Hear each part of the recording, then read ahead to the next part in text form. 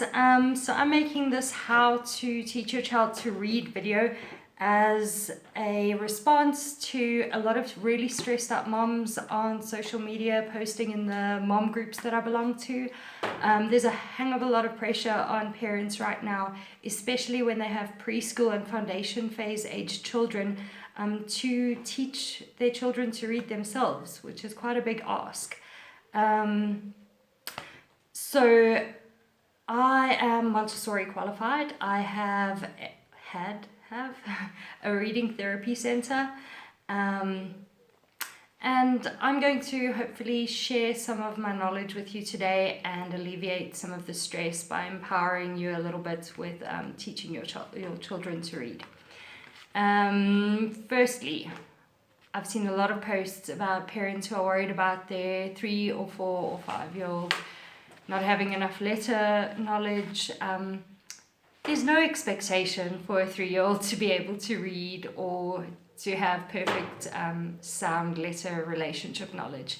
What you should be focusing on for children who are preschool aged is developing the pre-reading skills that they need to be able to successfully read later. So the pre-reading skills that you should be developing is firstly an interest. So children need to be interested in books, in the written word, in signs and labels. Throughout your day, you can just point out things. I would say stop sign, except you're not really leaving your house right now, so that's not going to work. But there are countless other opportunities to point out words that they're familiar with and have them interested, foster that interest, read to them. Children love the attention, and reading to children is just so important in so many ways. So if there's only one thing you do, read a story every day. And those things will foster an interest in the written word and the process of reading. The next thing is phonemic awareness. Sounds complicated, really isn't. It's just the skill of being able to hear the different sounds that make up a word, as well as break a word down into its different sounds. So when we play I Spy with My Little Eye, something beginning with a k, and the child goes and looks at a cat and a dog and goes k, k, k, cat. Okay, that skill. Being able to identify that the beginning sound is k, the end sound is t, the middle sound is a. Now, middle sounds are very tricky for younger children because they tend to hear the ka or the at. They don't really break up the middle and end or the beginning and middle sound, but that's completely normal to be expected. What you can do is just throughout your day, every time you speak is an opportunity. Let's make a picture. Can you hear the p when I say picture? Oh, look, there's your cup. Can you hear the k when I say cup? Or, play I Spy with them, because kids love games. So use that, and just, if you do it every single day in your daily routines, we do it every night at dinner, then before you know it, your child will be able to, you'll see they'll be talking and they'll say, oh, I went down the slide. Slide starts with this, and it'll start clicking for them.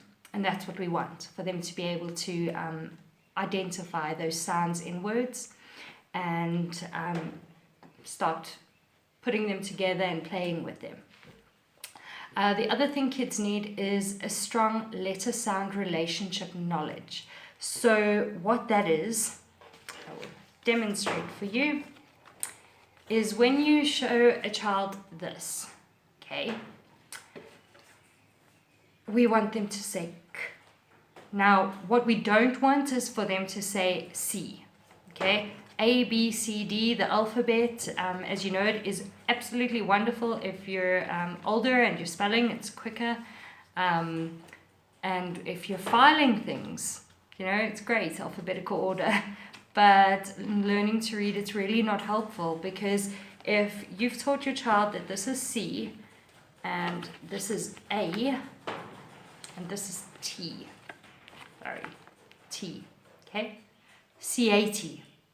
That's what it sounds like when you put them together, C-A-T. on C80 is not a word, okay? We want them to see this and say k, a, t, okay? Make the sounds not ka, okay? K. Just the sound as you actually hear it in a word. So we want them to, I like the Montessori method of blending, saying it faster and faster. K, at, k, at, at. You can literally hear the word cat, okay, especially if the child's phonemic awareness is pretty well developed.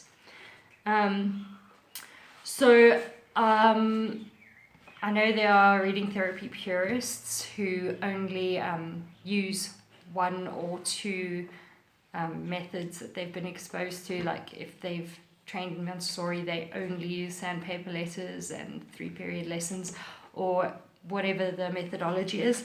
I worked in a remedial setting, and I don't feel that there's any one approach that works for every single child.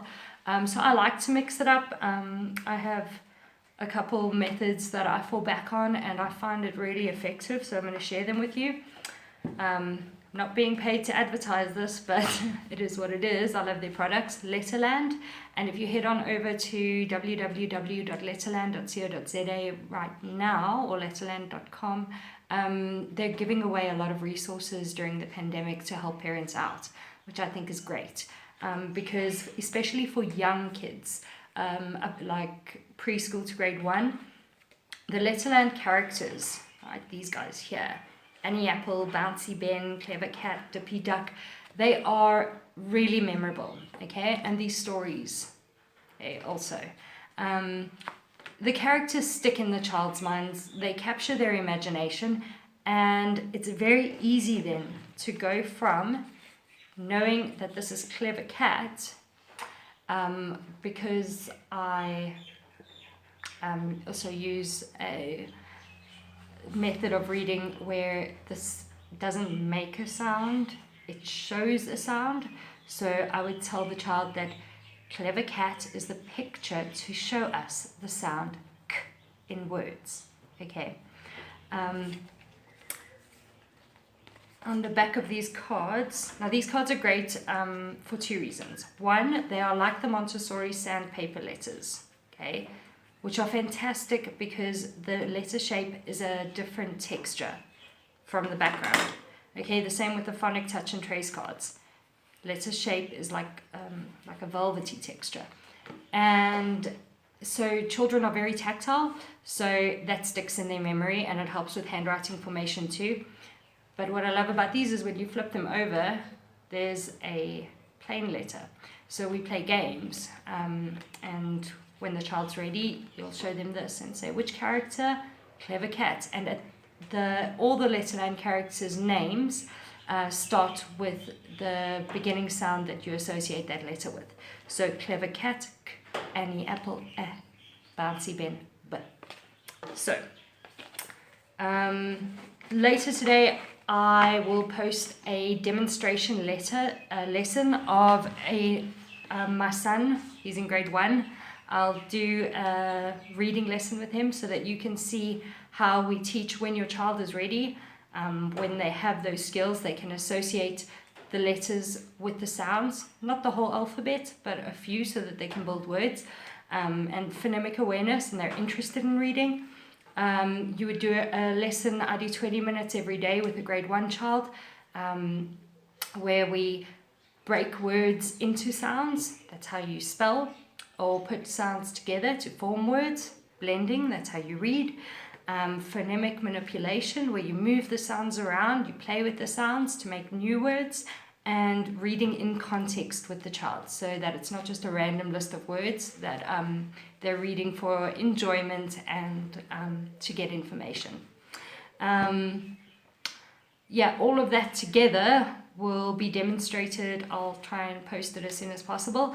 If you found this helpful and you'd like to learn more about what we do, I've teamed up with other foundation phase teachers, and we're offering an academic and administrative support solution for parents who are now homeschooling throughout the duration of this pandemic. and beyond, because a lot of parents aren't comfortable sending their children back to school. So we've put together video lessons, consolidatory exercises, and we offer a full solution for foundation phase as well as preschool. You can check us out at www.remarkableminds.education or drop an email to admin@remarkableminds.education. And then, guys, I would just like to stress something at the end of all this. All of us are under so much pressure at the moment. We are working from home, trying to educate our children, trying to remain sane. We might not be working from home because we might not have work at the moment. There's financial pressure, there's worry about loved ones. It's a lot. It's a lot for anyone to deal with. It's a lot for our kids to deal with, having their routines tipped on their heads. I urge you to prioritize relationships over academics. If you're having a bad day, that's not the right time to sit down and drill your child on anything academically. Children need a lot of love and compassion and kindness and patience shown towards them in this, while we go through this. And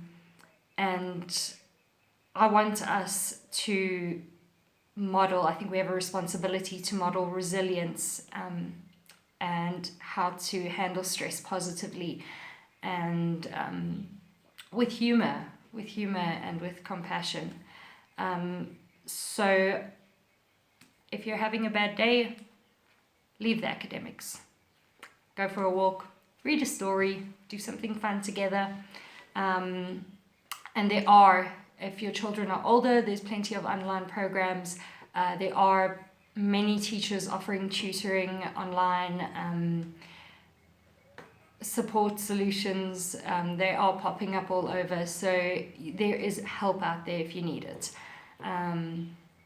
So I will check in with you later when I post that reading demonstration lesson with my son. Otherwise, have a great day, stay safe and positive. Okay, cheers guys, bye.